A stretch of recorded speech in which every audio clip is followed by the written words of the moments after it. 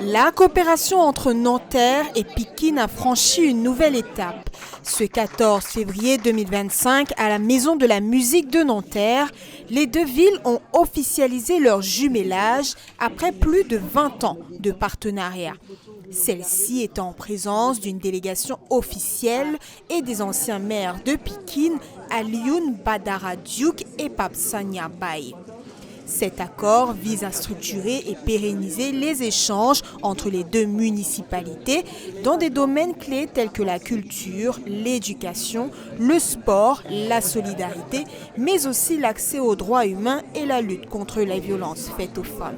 Il y a eu des échanges qui ont été faits. Des jeunes de Nanterre ont séjourné à Pikine pendant une quinzaine de jours avec des jeunes d'une association pikinoise.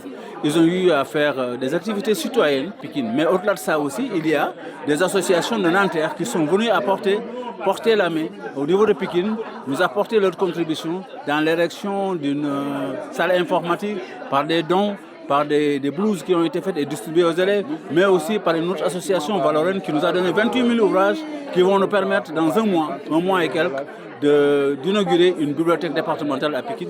À travers cette alliance, Nanterre et Pikine s'engagent aussi à explorer de nouvelles dynamiques, notamment sur les enjeux liés à la transition écologique et au changement climatique. Cette coopération permettra aussi d'encourager les échanges entre jeunes, de promouvoir les initiatives locales et de renforcer le dialogue interculturel.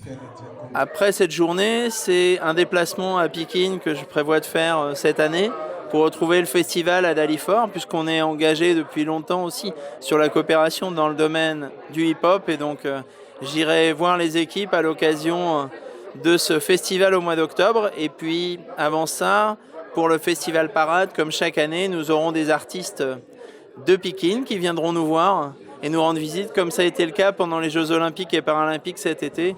Une signature officielle, mais surtout une coopération qui promet d'ouvrir la voie à de nouvelles opportunités pour les habitants des deux villes.